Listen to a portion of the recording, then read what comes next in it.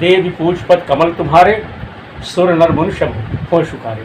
समस्त बंधुओं को हमारा प्यार भरा नमस्कार। साथियों, आज के इस वीडियो में विशेष तौर पर एक लघु कथा पंचतंत्र की कहानी मैं इस वीडियो के माध्यम से भैया मुन्नू पांडे के माध्यम से आप सब तक शेयर कर रहा हूँ। इस कहानी को सुनिए और इस कहानी से क्या शिक्षा मिलती है, क्या फ़ायदा मिलता है, उसे अपने जीवन में आप लोग धारण कीजिए। तो पांडे जी, आपका धन्यवाद, बहुत बहुत आभार। कहानी पंचतंत्र की जी, और विष्णु शर्मा इसके लेखक हैं। जी जी इस कहानी में ये बताया गया है, जी जैसा कि हमने भी पढ़ा है, जी एक राजा धारा नगरी के हुआ करते थे, चित्रसेन। जी उनके 4 पुत्र हुए जी और चारों वो मंद बुद्धि के थे। जी, चारों पुत्र। 4 के चारों उनके जो पुत्र हुए मंद बुद्धि के हुए। जी जी। इन परिस्थितियों में महाराज को बड़ी चिंता हुई कि अगर ये मंद बुद्धि के हैं तो भविष्य में राजकाज चलाएगा कौन? कौन? भाई चिंता हो, सबको होती है। देश कैसे चलेगा, राज की व्यवस्था कैसे चलेगी? जी जी। जब हमारे उत्तराधिकारी ही अयोग्य होंगे। जी। तो राजा ने अपने मंत्रिपरिषद के लोगों को बुला के पूछा जी, आखिर इस समस्या का कोई निदान भी है? जी। उनके महामंत्री ने कहा कि महाराज, इसके लिए आवश्यक है कि इनको गुरुकुल में भेजा जाए, जी, विद्यालय में भेजा जाए, हाँ, इनकी शिक्षा दीक्षा की व्यवस्था कराई जाए। जी जी। और इनके पठन पाठन की जो व्यवस्था होगी, उनका जो शिक्षक होगा वो इतना योग्य होना चाहिए। अच्छा। इनकी मंदबुद्धि को समाप्त करके इनको जागरूक करें और धीरे धीरे ये राजकाज चलाने की स्थिति में हो जाए। बहुत बढ़िया पांडे, बिल्कुल। इसी विचार विमर्श के बाद राज्य में वह शिक्षक खोजा जाने लगा। अच्छा अच्छा। जो कम से कम हम इन बालकों को शिक्षा दीक्षा दे सकें। जी। इन परिस्थितियों में इनको गुरु मिले, क्या नाम इनका, पंचतंत्र वाले। जी जी। विष्णु शर्मा जी। जी जी। और इनसे राजा ने आग्रह किया कि आप हमारे बालकों को शिक्षित दीक्षित करके इस योग्य बनाइए, जी। ये समाज में रह करके समाज का भला कर सके। जी। विष्णु शर्मा ने उनके चारों शिष्यों, उनके चारों बच्चों को ले जा करके अपने गुरुकुल में शिक्षा दीक्षा प्रारंभ की। वह भी उन्होंने कहानी के माध्यम से जी उनको शिक्षा देना शुरू किया। जी। इसी क्रम में गुरुजी ने एक कहानी बताई। जी जी। कौन सी कहानी पांडे जी? और वह कहानी इस तरह से थी। जी। उन्हीं के राज्य के एक भाग में, हाँ, एक जंगल था। उसी जंगल में एक कुटिया बना करके एक महात्मा जी रहा करते थे। अच्छा अच्छा। तो महात्मा जी वहाँ अपना पूजा पाठ तब किया करते थे। जी। योग साधना किया जी। करते थे। और वर्षों तक उन्होंने योग साधना किया, लेकिन उसको उनका कोई परिणाम नहीं मिला। जी, कुछ सफलता उनको नहीं प्राप्त हुई। बाबा को कोई सफलता नहीं मिली। जी जी। बाबा ने सोचा कि लक्ष्य प्राप्ति के लिए कुछ अनुष्ठान भी आवश्यक होता है। जरूरी जरूरी जरूरी, बिल्कुल बिल्कुल बिल्कुल। इसी क्रम में बाबा ने एक व्रत लिया कि मैं कभी भी अब असत्य नहीं बोलूँगा। जी जी जी। मैं झूठ नहीं बोलूँगा। जी। सत्य का व्रत लिया उन्होंने। जी जी। धीरे धीरे बाबा के सत्य व्रत को धारण करने के कारण उस क्षेत्र में बाबा को सत्यव्रती बाबा कहा जाने लगा। जी। क्योंकि बाबा झूठ बोलना छोड़ दी। ऐसी दिनचर्या चल रही थी, बाबा की पूजा पाठ चल रही थी, योग जी। तप बल चल रहा था। जी। एक दिन प्रातःकाल बाबा बैठ करके साधना कर रहे थे। जी। इतने में एक बूढ़ी गाय अच्छा। भागते हुए हाँफते हुए हाँ। चली आई और उन्हीं के आश्रम के बगल में, उन्हीं के कुटिया के पीछे जाके चुपचाप खड़ी हो गई। अच्छा अच्छा। गाय। जी जी। बाबा ने देखा सब कुछ। बाबा क्योंकि साधना भी कर रहे थे, लेकिन देख रहे थे। जी। थोड़ी देर बाद एक कसाई हाथ में खुली कटार लेके आ गया। अच्छा अच्छा। और उसने बाबा से कहा, बाबा जी ये बताइए कोई गाय इधर भाग के आई है? जी जी जी। कहानी का मर्म मिल रहा है। जी जी। कोई गाय, ध्यान से सुनिएगा। जी जी। कोई गाय भाग के इधर आई है। जी। अब बाबा बड़े धर्म संकट में ये पड़ गए। जी। यदि मैं ये बता दूं कि हाँ एक गाय आई है, वो हमारी कुटिया के पीछे खड़ी है, जी जी। यह कसाई उस गाय का वध कर देगा। जी जी जी। ये गाय की हत्या करेगा, उस हत्या का पाप मुझे लग जाएगा, जी, जी। क्योंकि मैं ही बताऊंगा। जी। और यदि मैं नहीं बताता हूँ हाँ। तो आगंतुक की सेवा नहीं कर पाऊंगा। बाबा बड़े धर्म संकट में पड़ गए। बहुत बढ़िया पांडे जी। बाबा विचार विमर्श कर ही रहे थे कि क्या उत्तर दें। और कसाई इतना उतावला था कि उसने बाबा से कहा कि बाबा जी मैंने आपसे कोई प्रश्न किया है, आपने उत्तर नहीं दिया जी, बताइए वो गाय क्या इधर आई है। हाँ, बाबा अब भी निर्णय नहीं ले पाए हाँ, कि क्या उत्तर दें। हाँ, हाँ, यदि हाँ करते हैं तो हत्या लगती है, जी, नहीं करते हैं तो इसका आगंतुक का अपमान होगा, इसकी सेवा नहीं कर पाएंगे। हाँ, बाबा सोच ही रहे थे, तब तक कसाई ने फिर उनसे पूछा, हाँ, बाबा जी क्या आप कान से सुनते हैं हाँ, या आपको नहीं सुनाई देता। अब बाबा जी की स्थिति वही पुरानी रह गई। जी, फिर उसी रास्ते पे आ गए बाबा जी। हाँ करते हैं तो उत्तर देना होगा, नहीं करते हैं तो झूठ हो जाएगा, तो जी। सत्यव्रत समाप्त हो जाएगा। समाप्त हो जाएगा। बाबा बड़े धर्म संकट पड़ गए। बाबा धर्म संकट में ही जी। कुछ उत्तर देने की स्थिति में नहीं। जी, तीसरी बार उसने फिर कहा, आप कान के बहरे और मुंह के गूंगे तो नहीं है बाबा। अब बाबा इस स्थिति में आ गए कि उनको कुछ न कुछ तो इसमें निर्णय लेना ही होगा। जी, जी, बाबा ने मन में अध्ययन किया, मैं सत्य का व्रत लिया हूँ और यदि मैं सत्य को छोड़ दूँ, ये कह दूँ कि मैंने नहीं देखा है तो मुझे झूठ का पाप लगेगा, मेरा व्रत खंडित हो जाएगा। यदि मैं सत्य व्रत पर ही चलता रहूँगा तो गौ हत्या होगी, उसका दोष मुझे लग जाएगा। इन परिस्थितियों ने में बाबा को की स्थिति में एक निर्णय लिया कि मैं मुंह से नहीं बोलूँगा और उस दिशा में मैं नहीं देखूँगा और मैं हाथ से इशारा कर दूँगा। इस तरह से मेरा सत्य व्रत बच जाएगा। ये बाबा का निर्णय था और बाबा ने अंत में यही किया जी।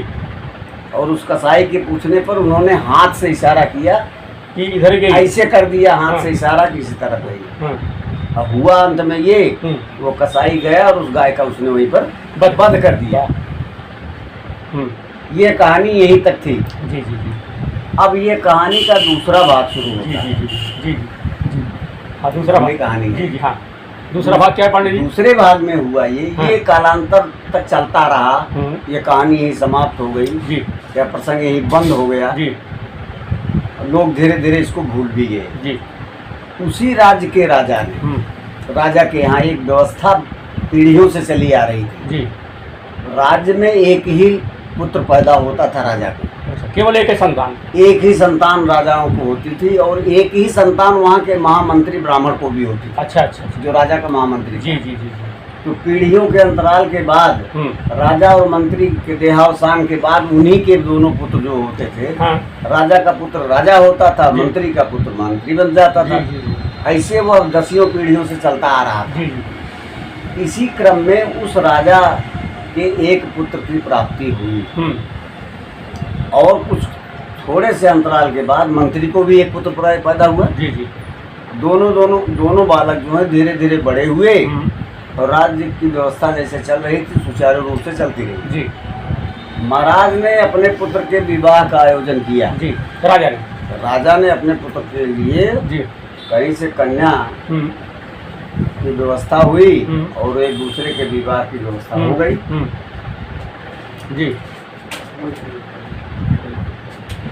श्री मनमा गणाधिपे नमः। आइए पंचतंत्र की अद्भुत और अलौकिक आदर्श कहानी इस समय इस वीडियो में हमारे भैया मुन्नू पांडे जी आप सबके सन्मुख शेयर कर रहे हैं। हम इनका अभिनंदन करता हूँ, आभार व्यक्त करता हूँ। हाँ पांडे जी, अपने जी। हाँ, तो राजा ने अपने पुत्र के विवाह जी जी के लिए व्यवस्था बनाई और ये पुत्र का विवाह महाराज ने किया। हाँ।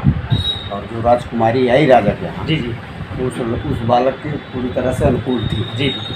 वर वधू का योग बहुत अच्छा था। अच्छा, अच्छा। और विवाह होने के बाद जो एक व्यवस्था प्रथम रात्र के लिए होती जी, जी, जी। सुहागरात, लोग सुहागरात भी जी, जी। हाँ, हम लोग भाषा में सुहागरात बोलते हैं। ऐसा ही हम जी, जी, बहुत चाल में कहा जाता है जी। वही सारी व्यवस्थाएं बनाई गई। और राजकुमार अपने नवनवेली दुल्हन से मिलने जब उसके कक्ष में पहुंचा जी, उसकी साज सज्जा और व्यवस्था देख करके वो बहुत प्रसन्न हुआ जी। और राजकुमारी ने भी राजकुमार की वेशभूषा को देखा, उसका भी मन हर्षित हुआ जी। इसी क्रम में राजकुमारी ने देखा कि राजकुमार ने एक तलवार लिया हुआ है। अच्छा, अच्छा। इसकी जो सोने से मिढ़ी गई है। वो तलवार सोने की थी? हाँ, अच्छा। सोने चांदी से मिढ़ी गई है, हीरा मोती उसमें जड़ित है। जी जी। और उसको उसने देखा तो उसकी तरफ आकर्षित हुई। हाँ हाँ। और राजकुमार ने वो अपना तलवार जो है म्यान से निकाल करके वही सिरहाने रख दी। मेज रखी गई थी उसी पर वो रख दिया। उस काल के बाद वार्तालाप करने के बाद राजकुमार जी। थोड़ा सा थका हुआ था तो हाँ। विश्राम के लिए वो सीधा लेट गया अच्छा अच्छा। और उसको हल्की फुल्की नींद आ गई। लेकिन राजकुमारी जो है वो इतना कौतूहल में थी, हाँ। उसे नींद नहीं आई। वो सारी चीज़ों का निरीक्षण, कक्ष का निरीक्षण करने लगी। वाह। जो उस कमरे की साथ सज्जा थी उसको देखने लगी चारों जी। तरफ से। और उसने धीरे धीरे देखते देखते उसकी नज़र जब उस तलवार पर पड़ी, हाँ हाँ। उसने उसको अपने हाथ में उठा लिया उस तलवार को? जी। और उसको म्यान से खींच के बाहर भी कर लिया। ओहो। और जब देख रही तो वो तलवार इतनी चमकदार थी, इतनी कलाकृति से बनाई गई थी जी। उसको इस तरह से उलट पलट के वो देख रही है। हाँ। और उसमें उसको बहुत आनंद आ रहा है। हाँ। चूँकि राजकुमार सीधा लेटा हुआ है, हाँ। उनकी नींद में भी है। हाँ हाँ। और राजकुमारी इतना मंत्रमुग्ध होकर के उसी तलवार को देख रही है। हाँ हाँ। और इस तरह से हाथ आगे पीछे करते करते हाँ। उसके हाथ से फिसल गई वो तलवार। अच्छा। और सीधा राजकुमार की धार वाले भाग से उसकी गर्दन पर पड़ी और उसका गला कट गया। अरे राम राम राम। मतलब पहली रात में ही सुहागिन बहू के हाथ से, ऐसा हो गया? दुल्हन के हाथ से दूल्हे का गला कट गया। हरिओम नारायण। अब चूंकि रात काफी बीत चुकी थी जी। अब राजकुमारी को जब यह आभास हुआ कि उससे इतना जघन्य अपराध अनजाने में हो गया है, हाँ हाँ। तो पहले तो वो विलाप करने लगी। हाँ। लेकिन बाद में उसने सोचा कि यहाँ कोई और है नहीं और इस हत्या का दोष मुझे ही लगेगा। हाँ हाँ। तो मेरा तो सुहाग भी गया, जीवन भी बर्बाद हुआ, ऊपर से हत्या का दोष भी लगा। जी। और आने वाले समय में लोग मुझे क्या समझेंगे, मुझे क्या कहेंगे, मुझ में तो कलंकिनी हो गई। जी जी। इसका कुछ उपाय आवश्यक है। जी। उपाय कुछ था नहीं। जी। सारी रात ऐसे बैठ के सोच विचार में राजकुमारी का बीत गया और राजकुमार की लाश वैसे उसके बिस्तर पर पड़ी गई। प्रातःकाल 4 बजे के आसपास ब्रह्म मुहूर्त में हाँ। राजकुमारी ने देखा कि खिड़की की तरफ से कुछ खट खट की आवाज़ आ रही है। हाँ। उसने जब खिड़की का पल्ला खोला, हाँ।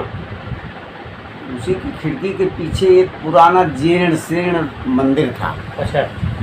और उस मंदिर में एक बाबा जो है भगवान शिव शंकर को जल चढ़ा रहा था। जी। तब राजकुमारी ने अपना दिमाग लगाया, इससे बढ़िया अवसर अब कुछ और हो नहीं सकता। अच्छा। और वो तत्काल रोने चिल्लाने लगी और वह कहने लगी कि मेरे धर्मपति की हत्या इसी बाबा ने कर दिया। जी जी जी जी जी जी जी। अब ये सब सुनने लायक रहा है, जी जी जी माजे संकेत है। जी जी जी जी जी। कहानी का सारा राज जी। निकल गया। जी पांडे जी। हाँ। राजकुमारी रो चिल्ला करके हाँ। ये कहने लगी कि इस बाबा ने मेरे पति की हत्या कर दी। जी जी जी। धीरे धीरे यह शोरगुल सुन करके लोग उठे और भाग दौड़ करके आए और वहाँ देख रहे हैं कि एक बाबा जो है वो जल चढ़ा रहा है, साधु, एक बूढ़ा ब्राह्मण। और ये राजकुमारी चिल्ला रही है। जब देख रहे हैं कि राजकुमार की लाश पड़ी हुई तो सारी जनता दहशत से सूख गई। ये क्या हो गया, अभी तो विवाह हुआ है राजकुमार। जी। धीरे धीरे मामला राजा तक पहुंचा। राजा व रानी भी भाग के आए, अपने इकलौते पुत्र की लाश को देख करके वो मूर्छित होकर के वहीं गिर गए। जी। लेकिन जो होना था वो तो हो ही चुका था। हो चुका था पहले। और उधर वो जल चढ़ाने वाला जो बाबा था उसको लोगों ने पकड़ लिया। हाँ। और जब देखा कि ये कोई और नहीं है, ये तो इसी महाराज का महामंत्री है। अच्छा। जल चढ़ाने वाला जो था वही महाराज का महामंत्री था। हाँ। तो ये हुआ कि महामंत्री ने ही राजकुमार की हत्या कर दी। जी जी जी। अच्छा, लाश का कफन दफन हुआ, जी। अंतिम क्रिया हुई। हाँ। महाराज ने अपने दरबार में पेश कराया उनको। हाँ। खुशी हुई। हाँ। महाराज ने कहा कि मुझे किसी तरह से विश्वास ही नहीं हो सकता कि हमारे महामंत्री मेरे ही पुत्र की हत्या कर सकते हैं।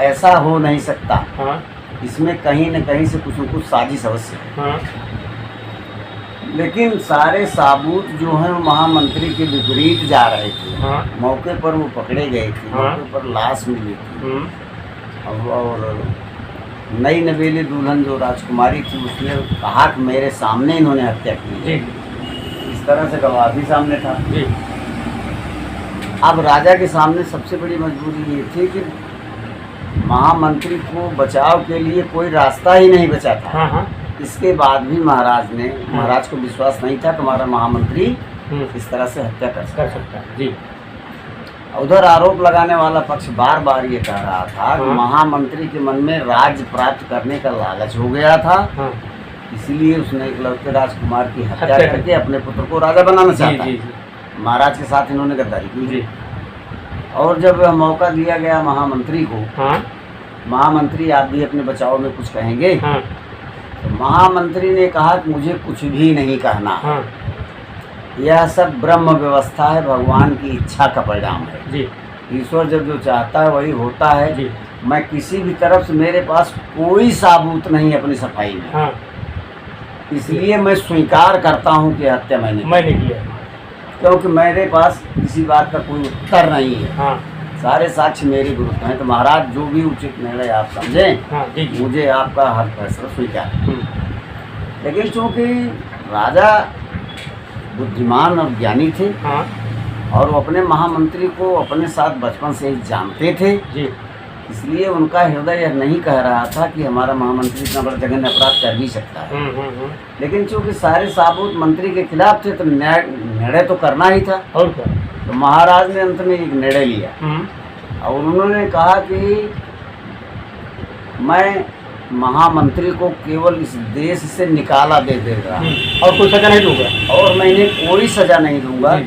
मैं ये चाहता हूँ कि 24 घंटे के अंदर ये अपना सब कुछ परिवार सहित मेरा राज्य छोड़ के चले जाए और फिर कभी नहीं आए। हाँ इनके लिए यही मेरी सजा है। हाँ और मेरे साथ जो भगवान को निर्णय करना था उन्होंने कर दिया। जी आगे जो हर की इच्छा होगी वही मेरे साथ होगा, बस यही सजा उनको दी जी। और इधर महामंत्री ने क्या किया, क्योंकि राजाज्ञा थी, राजा के आदेशानुसार मंत्री ने अपने सारे परिवार को इकट्ठा करके उनके पास जो भी व्यवस्थाएं थी अपना सब सामान ले करके उस राज्य को ब्रह्म मुहूर्त में प्रातःकाल 4 बजे तक उन्होंने छोड़ निकल गए और चले गए जी। अब वो जाते जाते किसी तरह से किसी दूसरे राजनगर में पहुंचे हैं। वहाँ थक हार भूख प्यास से परेशान परिवार को लेकर के किसी वट वृक्ष के नीचे बैठ जी विश्राम करने जी। अब वो सोच ही रहे थे कि आगे कैसे जीवन चलाना है, किससे मिलना है, क्या करना है जी। और दूसरी तरफ यह ग्लानि भी उनको थी कि इतना बड़ा जघन्य अपराध आखिर किया किसने और आरोप मुझ पर लगा क्यों। ये सब सारे प्रश्न उनके दिमाग में खोजने लगे जी। और इसके उत्तर के लिए वो बहुत व्याकुल होने लगे। आखिर इसका उत्तर उन्हें मिले कैसे, क्योंकि साक्ष्य सारे इनके खिलाफ थे जी। और उनके पास कोई सूत्र नहीं था कि कम से कम जानकारी तो करते कि कैसे क्या हुआ जी। इसी क्रम में बैठे थे तो उस क्षेत्र के कुछ लोग उसी मार्ग से जा रहे थे। महामंत्री ने किसी को बुला के पूछा, भैया मुझे ये बताइए कि यहाँ से गांव नगर कितनी दूर है। और मैं अपने परिवार सहित अत्यंत व्याकुल और परेशान हूँ, भूख प्यास से विवल हूँ और तमाम समस्याएं मेरे साथ हैं। तो मैं किसी और से मिल करके अपनी समस्या का समाधान करना चाहता हूँ। आप मेरी सहायता कीजिए, मुझे किसी के बारे में बताइए जहाँ मेरी व्यवस्था कुछ बन सके। नहीं प्राण ही बचाने मुश्किल है जी जी जी। जिससे उन्होंने प्रश्न किया, उन्होंने कहा अरे इसी गांव में वो एक पंडित जी हैं, आप उनके यहाँ चले जाइए। अच्छा। वो आपकी सारी समस्या का समाधान कर देंगे जी। वो आपको बता देंगे कि आपकी समस्या क्या है, आपका निदान क्या है, आपके साथ घटना कैसे घटी, क्यों घटी जी जी जी। और आपकी व्यवस्था भी बन जाएगी। बड़े दयालु ब्राह्मण है जी। उन्हीं से पूछ करके फिर वो महामंत्री जी अपने परिवार के साथ वहाँ पहुँच गए। धीरे धीरे उन पंडित जी के दरवाजे पर पहुँचे जी जी। और जब पंडित जी दरवाजे पर पहुँचे, वो वहाँ जो महाराज जी थे वो लोगों के बीच में बैठ करके लोगों की तमाम समस्याओं का निदान बता रहे थे। अच्छा अच्छा। कि किसके भाग्य में क्या है, जी। किसके संतान होगी कि नहीं होगी, जी, जी। किसका बहुत वर्तमान भविष्य कैसे होगा, जी जी जी किसी के साथ कोई समस्या है तो क्यों है, हाँ, हाँ। उसका निदान क्या है, ये सब सारी बातें वो बता रहे थे। हाँ तो महामंत्री को लगा हाँ चलिए सही जगह पहुँचे, हम भी अपनी समस्या के बारे में थोड़ा सा जानेंगे हाँ, हो सकता है निदान हमारा भी हो जाए। कि मेरे साथ ऐसा क्यों हुआ, हाँ। जबकि मैं निर्दोष हूँ। हम्म, कुछ समय के बाद जब उनका नंबर आया हाँ तो पंडित जी ने पूछा कि आप बताइए ब्राह्मण देवता कैसे आए हैं, कहाँ से आए हैं, जी। कौन हैं। और जब वो पंडित जी अपने बारे में कुछ बताना शुरू करते तो अंदर से वो महाराज जो बैठे थे वहाँ, उनकी पत्नी उनको लाखों गाली दे रही थी, हाँ उन पंडित जी को। अच्छा, जो पंडित भविष्य बता रहे थे हाँ, हाँ। उनको वो गरिया रही थी, उनकी धर्मपत्नी। उनकी धर्मपत्नी बिना रुके गरिया रही थी, हाँ अपमानित कर रही थी। लेकिन ये महाराज जी कुछ बोल नहीं रहे थे, ना उसकी बात का कोई उत्तर दे रहे थे, ना उस पर ध्यान दे रहे थे। हाँ, केवल सबको बता रहे हैं भविष्य। ये केवल लोगों की भलाई के काम कर रहे थे, और उनकी पत्नी जो है वो गरिया रही थी, जी उनको जी अपमानित कर रही थी। जी अब ये महामंत्री बड़े धर्म संकट में पड़े गए कि मैं तो अपनी समस्या का समाधान लेने के लिए इनके पास आया हूँ, ये तो खुद ही समस्याग्रस्त हैं। जब पंडित जी ने पूछा महामंत्री से कि ब्राह्मण देवता बताइए क्या समस्या आपकी है, मैं आपकी क्या सहायता कर सकता हूँ। महामंत्री ने कहा कि महाराज मेरी समस्या तो पीछे गई, पहले तो हम आपकी समस्या से ही ज़्यादा परेशान हो गए। जी जी सही है। आपकी पत्नी आपको इतना अपमानित कर रही है जब से मैं बैठा हूँ, हाँ। तो आप एक शब्द भी नहीं बोल रहे हैं, तो आप तो खुद ही समस्याग्रस्त हैं। अगर ऐसी समस्या आपके परिवार में थी तो पहले आप अपनी ही समस्या निपटा और क्या, सही है। पंडित जी हंसे, कहें देखिए ऐसा है कि आप मेरी समस्या के बारे में मत सोचिए, हाँ ये तो मेरी जिंदगी भर की समस्या है, हाँ इससे मेरा कुछ नुकसान नहीं है, हाँ आप अपने बारे में बताइए, हाँ मैं आपकी क्या सहायता करूँ। हाँ महामंत्री ने कहा नहीं महाराज, पहले तब हम आपकी समस्या को जान लेते हैं, हाँ, तो हम क्या करें अपनी बात में। जी अच्छा ठीक है, हाँ इसी में संतुष्ट हैं, यही जानिए। हाँ हाँ अभी कहानी नया मोड़ लेने जा रही जी है। जी कहन हुआ हाँ ये मेरी धर्म पत्नी है हाँ जो मुझे अपमानित कर रही है, हाँ दोष इनका नहीं है, हाँ ये बिल्कुल निर्दोष है, इसीलिए मैं कोई प्रतिक्रिया व्यक्त नहीं कर रहा हूँ। जी कहन कैसे, हाँ कहन की पूर्व जन्म में ये गाय थी, अच्छा, और दुर्भाग्य से मैं कौआ हो गया, लेकिन हम एक दूसरे को जानते थे कि मेरी पत्नी है, मैं इसका पति हूँ, क्योंकि हम लोग दो योनि में उत्पन्न हुए थे। जी जी जी जी जी ये गाय के रूप में हुई थी, मैं पक्षी के रूप में हुआ। हाँ हाँ तो हमारा इनका केवल वही संवाद हो सकता था, जी एक दूसरे के बारे में हाल चाल ले सकते थे, एक दूसरे को देख सकते थे, लेकिन किसी तरह के संपर्क में नहीं आ सकते। जी जी ऐसे एक बार ये जंगल में घास चल रही थी, हाँ तो किसी पेड़ की डाल या किन्हीं परिस्थितियों में इनके पीठ के ऊपर एक घाव हो गया। हाँ बाद में उसमें कीड़े पड़ गए, फोड़े का रूप ले लिया, जिससे ये बहुत परेशान रहती थी। जी उसका इलाज कुछ नहीं था। हाँ यह चीज़ मैं चूँकि कौआ था, मैं देख रहा था कि मेरी पत्नी की ये समस्या है, इसका कोई निदान नहीं हो रहा है, हाँ मुझे ही कुछ करना चाहिए अपनी पत्नी के सहयोग में। एक दिन ये चल रही थी और बहुत परेशान थी, कीड़े काट रहे थे और बेहबल हो गई थी, धूप भी थी।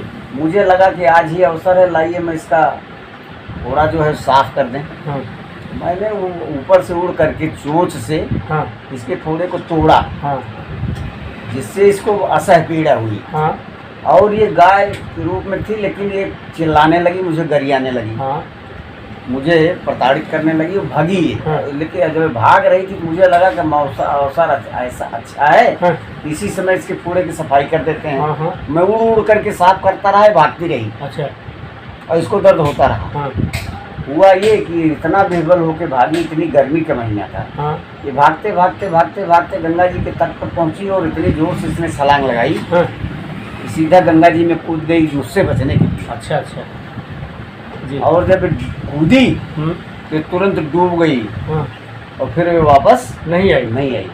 तब मुझे ये ग्लानि हुई कि मैं तो उसका भला करने आया था हाँ और इसकी जीवन लीला ही समाप्त हो गई। हाँ मुझे भी इस संसार में रहने का कोई अधिकार नहीं, मैं ही रह के क्या करूँगा। हाँ मैं सिर के बल जहाँ हमारी वो गाय कूदी थी उसी में मैं भी कूद कूद गया और डूब करके मेरा प्राणांत हो गया। हाँ मैं भी मर गया। मैं भी मर गया। जी इस जन्म में ये फिर मनुष्य का तन पाई है। हाँ। और मैं भी पा गया, हाँ। क्योंकि मैं गंगा जी में कूदे थे हम लोग। हाँ, गंगा में कूदने से मुक्ति हो गई। गंगा में कूदने से मुक्ति हो गई जी, हमारी। जी, जी। और जब हमको अगला जन्म मिला तो चूंकि ये मृत्यु के पहले जिस तरह के आचरण जो करता हुआ मिलेगा, हाँ। अगला जन्म में उसका संस्कार वही होता है। बिल्कुल बिल्कुल पांडे, बिल्कुल सही आप कह रहे हैं, बिल्कुल। वो संस्कार जो है साथ लेके जाता जी, है। जी, जी। मृत्यु के आसपास इस तरह के आपके हाँ। आचरण होंगे। जी, जी, बिल्कुल तो सही। नया जीवन मिलने के बाद आपका संस्कार वो अगले जन्म में जी, जुड़ जी, जाता जी, है। जी, जी, जी। क्योंकि उस समय ये क्रोधित थी, गाली दे रही थी, लेकिन इसको आभास था कि मेरी भलाई के लिए कर रहे हैं। जी, जी, जी। लेकिन तब भी ये मुझे गरिया रही थी, और इसी में इसका प्राणांत हुआ। हाँ। इसीलिए इस जन्म में वह संस्कार इसको मिला है, उसी क्रम में गरियाती है मुझे। हाँ, मैं सुनता हूँ। मैं जी, सुनता हूँ। हाँ। मुझे तो आभास है कि क्या सही ये नहीं जानती। हाँ, हाँ, जी, जी, जी, जी। तो महाराज जी मेरी ये समस्या है। बहुत बहुत बढ़िया। अब आप बताइए आपकी क्या समस्या है, हाँ। जो लेके परिवार सहित मेरे पास आए। हाँ, हाँ। तो उन्होंने कहा कि मेरी ये समस्या है, तो फिर उन्होंने अपनी सारी कहानी बताई। हाँ, जिसी मैं सारी- फला राज्य का मुख्यमंत्री हूँ, जी, और वहाँ इस तरह से राजकुमार की हत्या हुई। जी। तो मैं भगवान भोलेनाथ को 4 बजे रात में जल चढ़ाया करता था, हाँ, और ये सारे आरोप मेरे ऊपर लगाए गए। मेरे पास बचने का कोई उपाय नहीं था, तो मैंने अपराध स्वीकारा। हाँ। लेकिन वहाँ के महाराज ने मेरे ऊपर दया करके मुझे देश निकाला ही दिया, मृत्युदंड नहीं दिया। नहीं दिया, जी। लेकिन मैं आत्मग्लानि से इतना चल रहा हूँ, हाँ, मुझे लगता है कि मेरे ऊपर इस तरह के आरोप लगे क्यों, कहीं मेरे पूर्व जन्म का कोई मामला तो नहीं है, जैसा हाँ। कि आपने बताया, जी, जी। या मैंने कोई अपराध इस तरह से कभी किया तो था नहीं ना। आज ही मैं मनसा वाचा कर्मणा से महाराज के अनिष्ट के बारे में सोच नहीं सकता हाँ, था, और जी। इतना बड़ा अपराधी बन गया मैं। हाँ, मैं जबकि निर्दोष अपने को जानता हूँ, मैं निर्दोष हूँ। हाँ, पंडित जी हंसे और उन्होंने कहा हाँ, कि आप सही लाइन पर हैं, सही सोच रहे हैं। हाँ। यह जो है, यह एक दूसरे के खिलाफ जो किया गया दुष्कार्य होता है, उसी का परिणाम है। जी, जी, जी। तब उन पंडित जी ने उन महामंत्री जी को वह कहानी दोबारा सुनाई, हाँ, जो सत्यव्रती ऋषि थे, जिन्होंने गाय की तरफ इशारा किया था हाँ। उस कसाई को। हाँ, हाँ, हाँ। उसी का बदला बताया उन्होंने। जी, जी। कहन मैंने समझा नहीं, विस्तार से बताइए। कहन विस्तार से ये हुआ महाराज, आप और कोई नहीं है, हाँ, आप वही सत्यव्रती ऋषि हैं। हाँ, हाँ। कहन मैं ही उस जन्म में ऋषि था, हाँ। मैंने ही हाथ से इशारा किया था। कहन हाँ, कहन उसी का दंड आपको मिला। हाँ, आपके ऊपर हत्या का आरोप लगा। जो तब लगा था, उसका परिणाम इस जन्म में जी, मिला। जी, जी, जी। कहन और वो गाय, हाँ, कहन वह गाय वह नई नवेली दुल्हन राजकुमारी है, हाँ, हाँ, हाँ, और कहन वह राजकुमार, हाँ। कहन वह वही कसाई है। कसाई है जो मारा गया। वह कसाई उस समय कटार लेकर के उस गाय को मारा था, हाँ, हाँ। और वही कसाई इस जन्म में राजकुमार के रूप में आया, तो सोने की तलवार उसके हाथ में। जी, जी, जी, जी, जी, जी। और उस तलवार को राजकुमारी देखने के चक्कर में उसके गर्दन पर गिरी, और उसके गर्दन कट गया। उस गाय को उस कसाई का बदला मिला। जी, जी, जी, ये है पंचतंत्र की जी, कहानी। जी, जी, बहुत बढ़िया।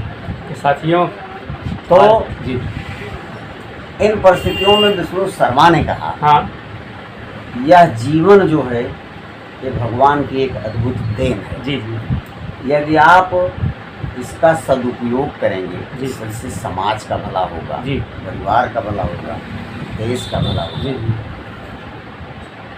इस तरह से विष्णु शर्मा ने उन चारों राजकुमारों को अपनी अमृत वाणी से इस तरह की ज्ञान की गंगा बहा करके उनकी मंद बुद्धि को दूर किया, जी, और उनको इस योग्य बनाया जी, तो अपने राज्यकाल में निपुण हो जी, और राजा की अभिलाषा पूरी। जी। धन्यवाद। धन्यवाद। तो साथियों, बड़ी सुंदर कहानी आदरणीय पांडे जी ने इस वीडियो में शेयर की। मैं आशा करता हूं कि इस कहानी से आप सबको शिक्षा प्राप्त होगी, साहस प्राप्त होगा, और जिस प्रकार से राजा ने जो है बिना किए हुए, राजा के मंत्री ने बिना किए हुए अपराध पाया, और किस प्रकार से पंडित ने राजा को उसके विषय में सारी जानकारी बताई। बड़ी अच्छी कहानी पांडे जी ने पंचतंत्र के माध्यम से हम सबको सुनाई। हम इस वीडियो में पांडे जी का अभिनंदन करता हूँ, आभार करता हूँ। पांडे जी, आपका बहुत बहुत धन्यवाद। धन्यवाद।